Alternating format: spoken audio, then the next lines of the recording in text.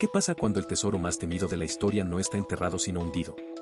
Veremos los cañones británicos que nunca debieron estar en un pirata pero sí estaban en su navío.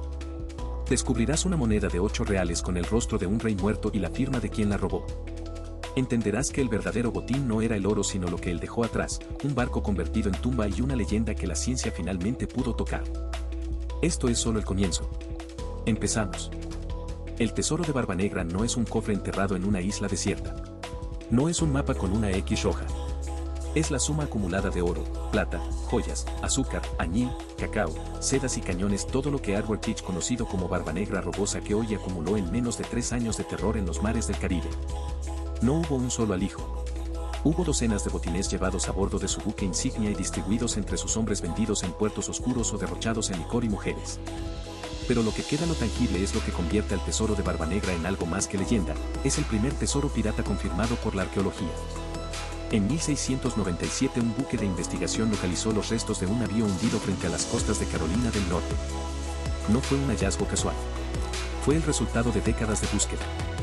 Los artefactos recuperados lo confirmaron: cañones de bronce con el sello de la corona británica, pesas de oro de 18 onzas, monedas españolas de 8 reales, un molinete de bronce, una pistola de viaje con incrustaciones y hasta un frasco de cristal que probablemente contenía medicina o perfume.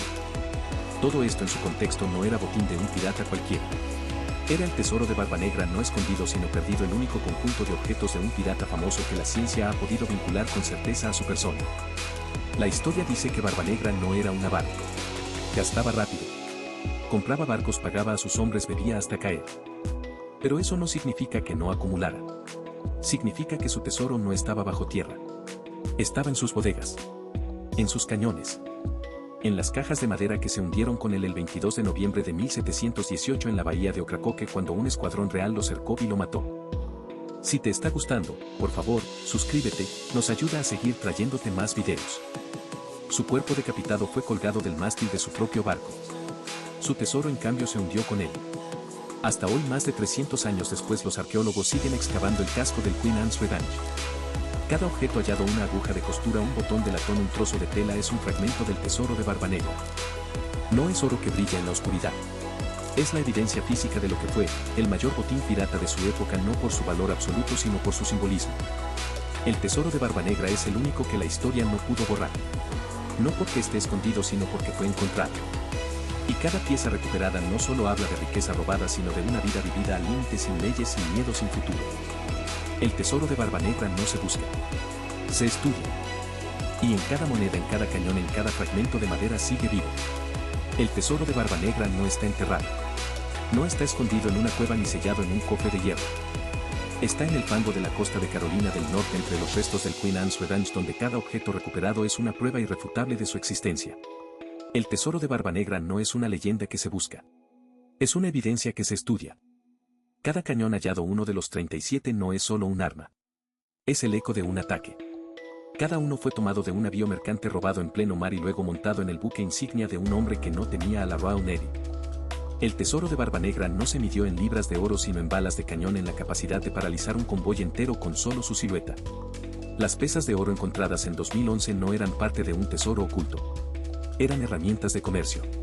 Pesaban exactamente 16 onzas, el estándar del comercio atlántico. Barbanegra no robaba solo para matar.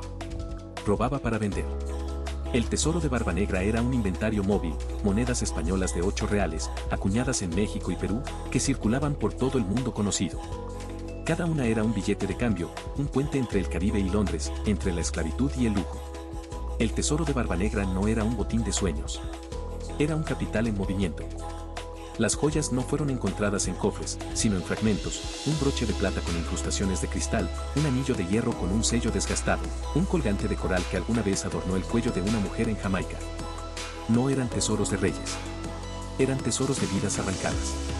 El tesoro de Barbanegra no era elegante. Era brutal.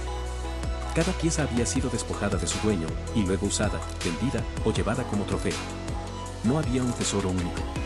Había cientos de pequeños tesoros, acumulados en meses, en asaltos, en incendios de navíos. La tela hallada, casi deshecha por el tiempo, era de algodón impreso con motivos indios. El añil, en polvo, aún conservaba su tono azul profundo en los sedimentos. El azúcar, en grumos endurecidos, revelaba que el Queen Anne's Revenge transportaba mercancía de consumo, no solo armas. El tesoro de Barbanegra no era solo oro. Era el comercio del mundo, saqueado y reorganizado por un hombre que no reconocía banderas. Cada saco de cacao, cada rollo de seda, cada barril de ron era un acto de guerra económica. El tesoro de Barbanegra fue el sistema colonial invertido, el que robaba, ahora decidía el precio. Los objetos personales, una aguja de costura, un peine de hueso, un botón de latón con la marca de un fabricante de Bristol, no son adornos. Son testigos. El tesoro de Barbanegra incluía a quienes lo llevaban. No era solo el capitán. Era el carpintero que reparaba el casco tras un combate. Era el cocinero que preparaba raciones con lo robado. Era el niño que limpiaba los cañones.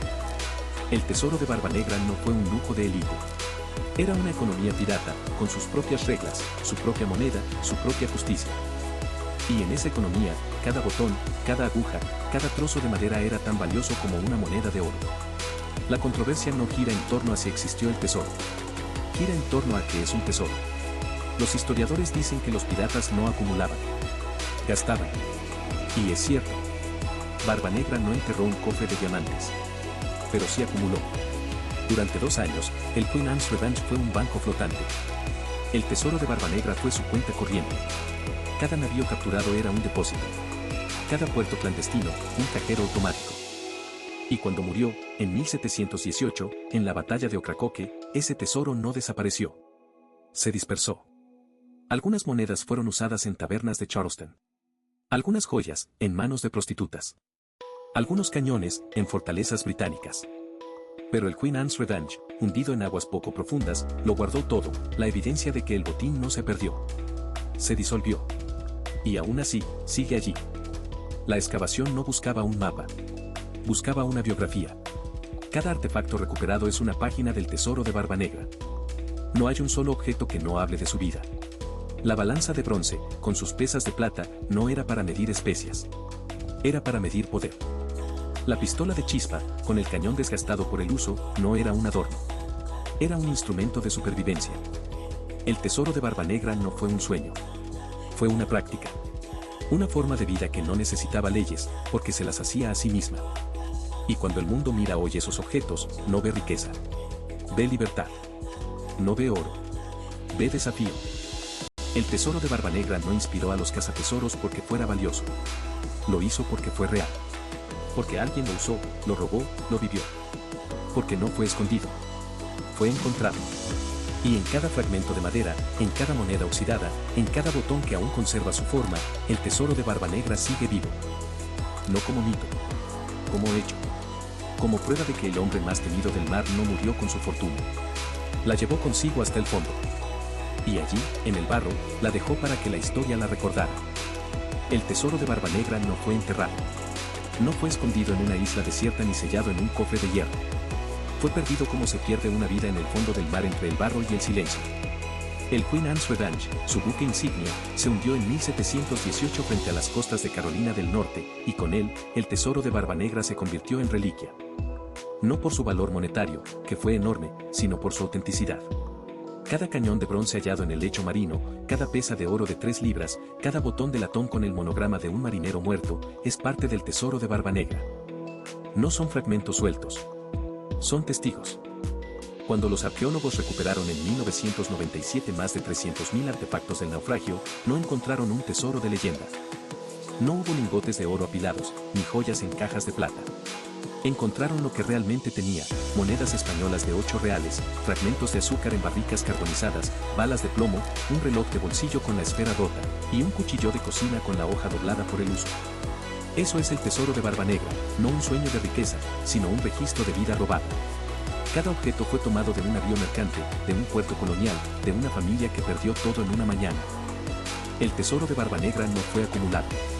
Fue tomado. Y eso lo hace más real que cualquier mito. La leyenda habla de un alijo oculto, de un botín enterrado en algún rincón del Caribe. Pero la historia lo desmiente, los piratas no ahorraban. Gastaban. Compraban ron, mujeres, armas, ropa de seda. Barbanegra, el más temido, era el más visible. Usaba su riqueza como arma, vestía con paños caros, bebía en copas de plata, encendía mechas de pólvora bajo su barba para aterrorizar a sus víctimas. El tesoro de Barba Negra no fue escondido porque no necesitaba serlo. Su poder estaba en la acción, no en el almacenamiento. Cuando el Queen Anne's Redance se encalló, el tesoro de Barba Negra dejó de ser una fortuna móvil. Se convirtió en una marca. Hoy, los cazatesoros siguen buscando. Pero no por el oro. Buscan la prueba de que alguien, en algún momento, desafió el mundo entero y lo ganó, al menos por un tiempo.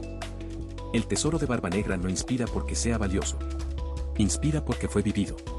Porque fue usado. Porque fue tomado con violencia, y luego abandonado sin arrepentimiento. Cada moneda recuperada, cada cañón oxidado, cada fragmento de madera que aún conserva la forma de un palo de velas, es una huella de un hombre que no creyó en leyes, en reyes, en Dios. El tesoro de Barba Negra no es un objeto. Es una declaración. Y sigue allí, en el fondo del mar, sin ser encontrado, pero siempre presente. No como fantasía. Como evidencia. Como el último grito de quien se negó a rendirse. Y en ese silencio bajo el agua, el tesoro de Barba Negra sigue hablando. Si te ha gustado, suscríbete para más historias increíbles. Nos ayuda mucho a seguir creciendo.